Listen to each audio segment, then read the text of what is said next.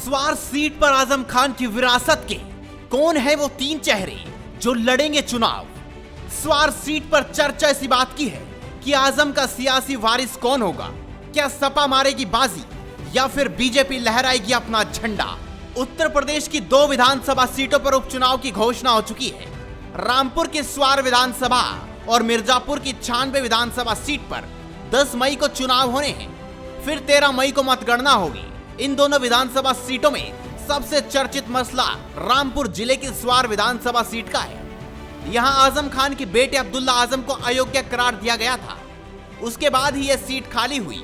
आजम का रामपुर सदर और स्वार सीट पर अच्छा खासा दबदबा है।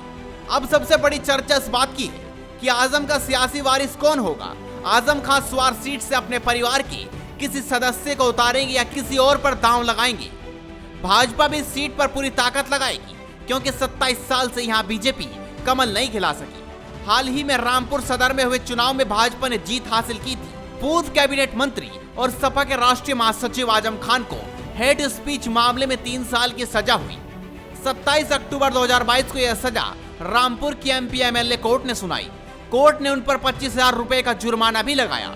25,000 के निजी मुचलके पर जमानत दे दी गई। साथ ही उन्हें उच्च अदालत में अपील दायर करने के लिए 7 दिन का समय दिया गया था। हालांकि उसी के बाद 3 साल की सजा होने के कारण उनकी विधानसभा सदस्यता रद्द कर दी गई। साथ ही उनका वोट डालने का अधिकार भी समाप्त हो गया। इसके बाद से आजम खान अब न तो चुनाव लड़ सकते हैं और न ही वोट डाल सकते हैं। सपा नेता आजम खान के बाद उनके बेटे अब्दुल्ला आजम की विधानसभा सदस्यता भी रद्द कर दी गई। उन्हें फरवरी 2023 में मुरादाबाद की एमपी एमएलए कोर्ट ने 15 साल पुराने मामले में 2 साल की सजा सुनाई थी। आजम खान की गाड़ी पुलिस ने रुकवा ली थी। इसके विरोध में आजम और उनके बेटे ने स्वार टांडा विधानसभा सीट से विधायक अब्दुल्ला सड़क पर धरने पर बैठ गए। आरोप है कि सड़क जाम करते हुए बवाल काटा और सरकारी कार्य में बाधा उत्पन्न की थी। इन्हीं आरोपों पर उनके खिलाफ मुकदमा दर्ज हुआ था, जिसके फैसले के बाद उनके सदस्यता रद्द कर दी गई। आजम खान और उनके बेटे अब्दुल्ला आजम को चुनाव लड़ने से अयोग्य ठहराए जाने पर अब आजम खेमे से उपचुनाव को लेकर सबसे बड़ा चिंतन यही चल रहा है कि स्वार सीट के लिए कैंडिडेट कौन होगा। जैसा कि आजम खान हमेशा अपने परिवार से ही उम्मीदवार उतारते हैं, लेकिन अब उनके परिवार में उम्मीदवारी के लिए सिर्फ उनकी पत्नी डॉक्टर ताजीन फातिमा और उनका बड़ा बेटा अदीब आजम ही है। हालांकि एक नाम उनकी बड़ी बहू सिद्रा अदीब का भी आता है। वह भी आजम के साथ सियासी मंच पर कई बार दिखाई दी है। अखिलेश यादव के साथ भी उनकी तस्वीरें सामने आई हैं। हालांकि आजम खान की पत्नी डॉक्टर ताजीन फातिमा बीमार रहती है, इसलिए उनकी सियासी सक्रियता कुछ कम दिखाई देती है।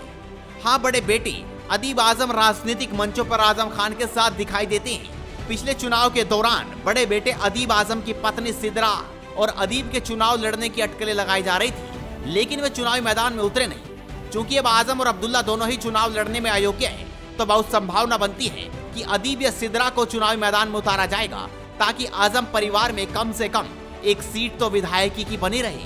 तो अब देखना होगा कि स्वार सीट पर आजम खान किसको मैदान में उतारते हैं। आप भी इस वीडियो पर अपनी राय दीजिए और जुड़े रहिए हेडलाइंस उत्तर प्रदेश के साथ।